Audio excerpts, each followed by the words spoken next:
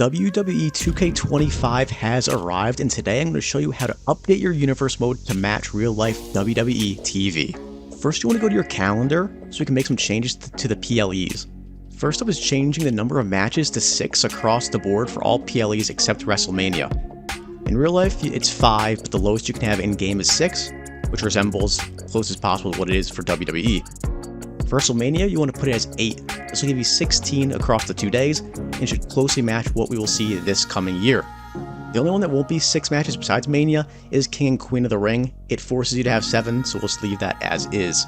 Besides that, you want to go to Community Creations and download a Crown Jewel PLE template and place that the first Saturday of November with 6 matches as well.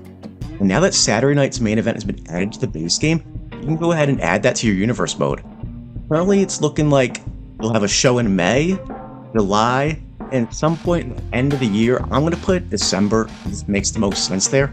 Then your following year, you want to make the first one the week before the Royal Rumble. That way you'll have it replicated perfectly. Recently on Raw, we've seen a lot of champion updates, but not reflected in the day 1 update for WWE 2K25. So we want to go ahead and make those changes ourselves. The World Champion should now be Io Sky. The Women's Tag Champs should be Liv and Raquel. And then you unfortunately have to manually add the Women's IC and US Champs, so go ahead and do that for Raw and SmackDown. We're going to go ahead and take a look at the weekly shows real quick and make one quick change for Raw and SmackDown. Base game has it at 6 matches per show. We're going to change that to 7. This will give you some more room for promos, but other match types that we're going to check out right now. And now for the match table for Raw and SmackDown. We're going to keep this relatively the same for what matches are on the match type card, but we're going to make a few changes to it. The biggest one being backstage brawls are a pretty big thing in WWE, especially on Raw and SmackDown. So we're going to go ahead and make that onto the match table. We're going to limit it to just 1 though, as you typically see only 1, maybe occasionally you see 2, but we're just going to keep it at 1 not to overdo it. And what we're going to do is, because it's only limited to 1, we're going to make the chances a bit higher than some of the other match types, just because we want to see that a lot on the weekly card. Another change we want to make is an Extreme Rules match. Chances will be very low, but you'll see it every couple months in Extreme Rules match. So we'll make that a 1-on-1 type match. And then also, on the base game, you will see that Championship is highlighted for a 1-on-1 match. I'm going to deselect that, because you see a lot of championship matches on Raw and SmackDown between like mid-cards and occasionally the world title. But if you keep it selected in-game, it happens just too much, especially at the world title scene. And if you're not trying to micromanage your own universe mode, you're going to see a lot of awkward championship transitions on Raw and SmackDown, and it's just honestly not very realistic. But if you want a chaotic universe mode, then go ahead and do it, because it's really all about how much fun you want to have and how you have fun with the game. We're going to go edit our shows now to change the participants. We just saw the transfer window happen, along with a lot of releases, unfortunately, that occurred. But this has caused the roster day 1 to not be close to representing what it is for WWE currently. So first off, we're going to move some superstars around. AJ Styles, Bianca Belair, and Roman Reigns all should be moved over to the Raw brand to reflect what their WrestleMania plans are currently. Then for SmackDown, Alexa Bliss has to be moved there along with Braun Strowman, Drew McIntyre, John Cena, and Roxanne Perez. Then there's a long list of cuts that should be removed from the roster. If you want to have fun and use the cut superstars, that's good and all, but if you want to reflect WWE currently, this list on the screen is what you want to take off of the current rosters. Next up, let's make some changes to the faces and heels. AJ Styles, Andrade, and Asuka are all listed as getting booed, when in reality they are now faces, so they should be cheered.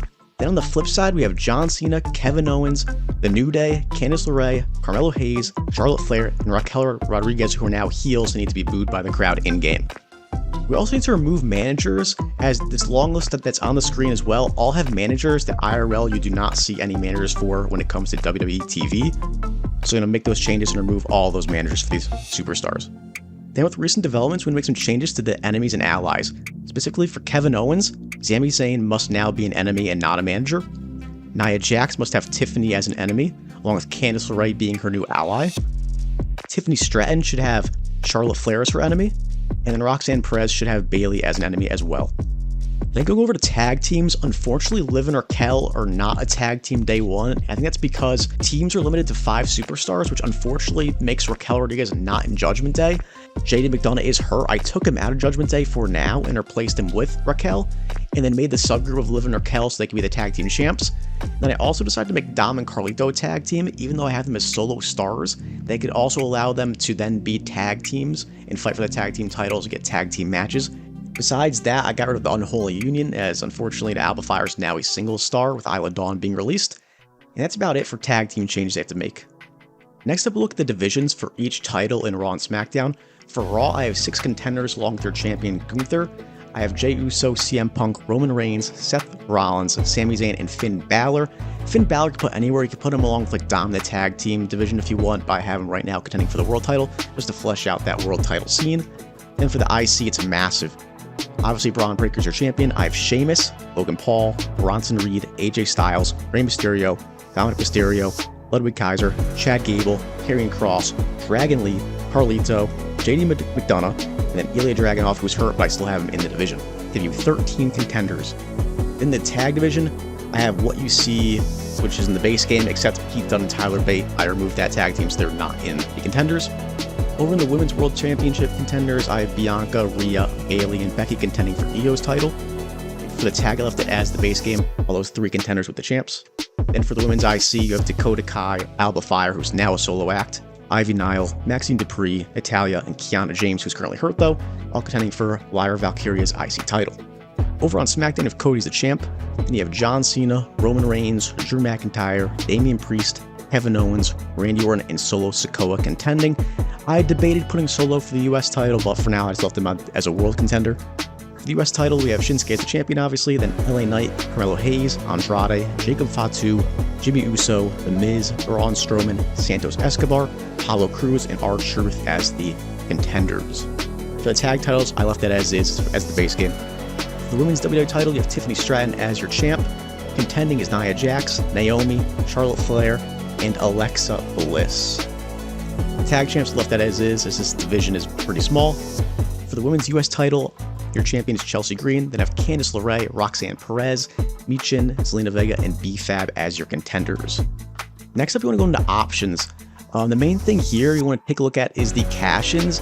The AI announcing cash-ins just does not happen in real life, so I put that at 0 personally.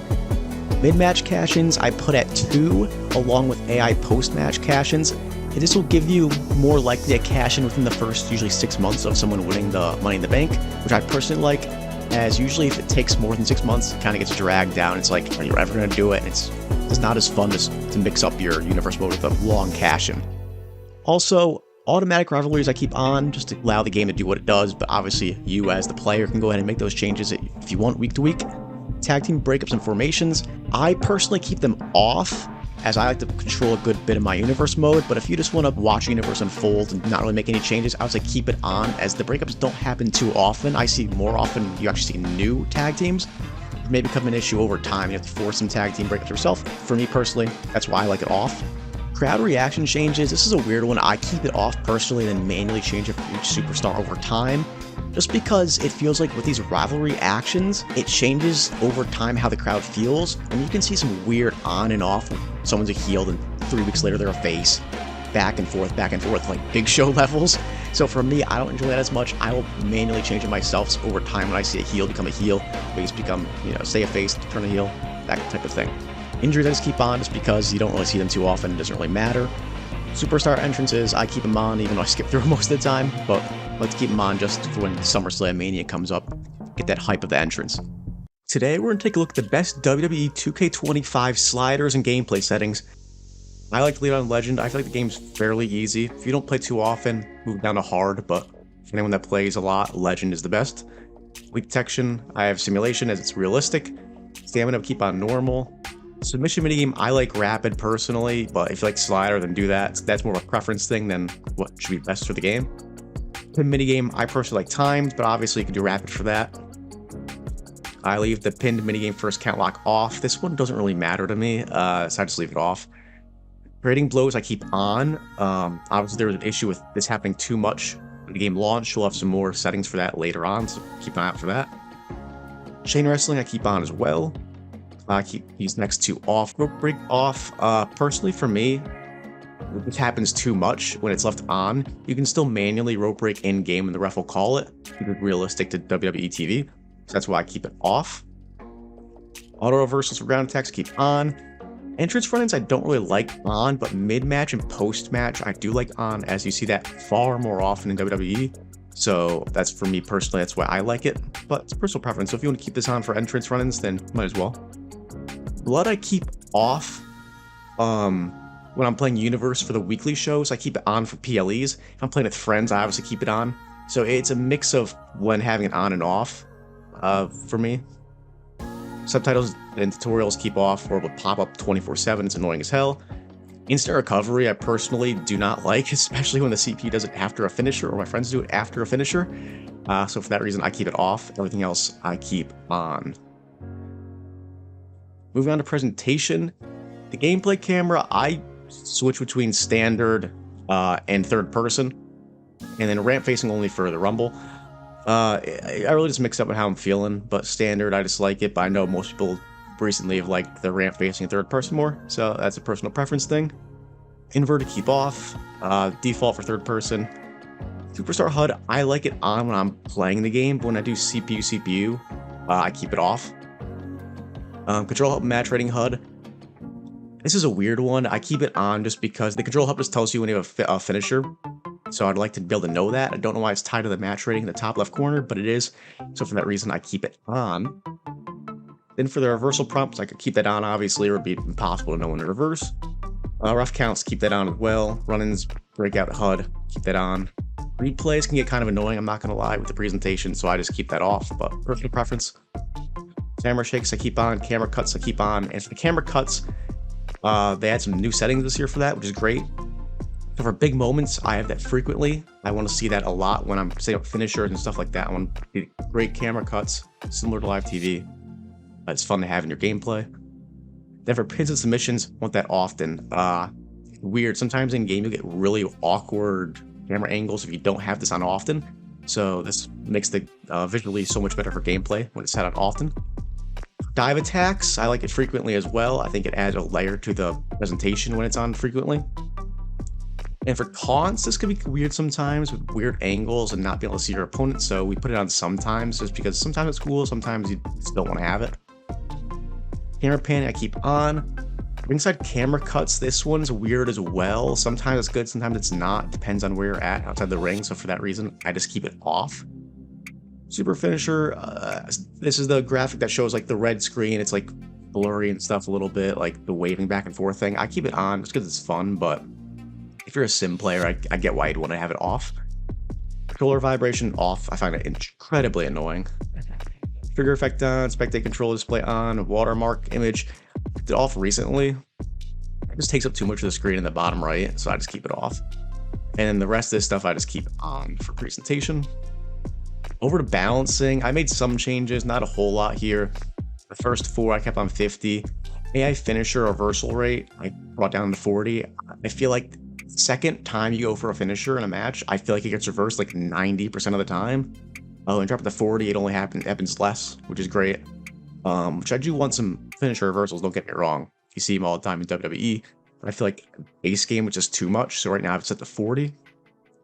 And then for an object attack reversal rate is so much worse. It feels like I can't hit a person with a chair 3 times or a kendo stick with 3 times before a reversal. So I dropped that down to 30. It makes gameplay a whole lot better, especially in Extreme Rules matches and stuff like that. Next two left at 50. The combo rate, CPU doesn't go for combos too much. I put it at 55. You'll see maybe once a match. 55 will not guarantee once a match, but it brings it up to a more realistic amount in my opinion. Submission rate dropped down to a 40. You don't want to see submissions nearly as much as you used to like a decade ago, but I still see them a bit. But base game has it just too much for me, so I put it to 40. Same with dive rate. I feel like too many people are diving, and obviously you can go in each superstar manually change some of their stuff, but dive rate I wanted to drop to 40. Just because CPU will generally do one a match, which is pretty realistic at 40. I thought of these at 50. Limb target I changed to 60. I think it just makes for a better AI experience when targeting the user for just CPU and CPU matches. So yeah, 60 feels best for me personally. Running attack dropped down to 45. It didn't feel too bad base game, just maybe a little bit overdone. Trading blows, this is what I want to talk about before. Trading blows on. The latest patch, or maybe the second latest patch, dropped the amount of trading blows down significantly, but it still felt to me a little too much. And more so early, too much in the early part of the matches.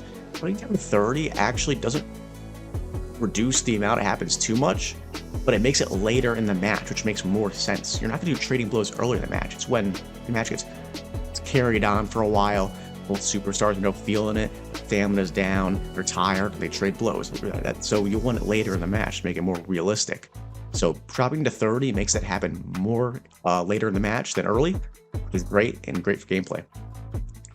Entrance run-ins, I took those off before, so I just put this to 0. These settings are kind of weird. I don't really know if they actually work that much, but I put mid-match to 1, post-match to 1. Obviously, you can manually pay back to this in-game and do it yourself.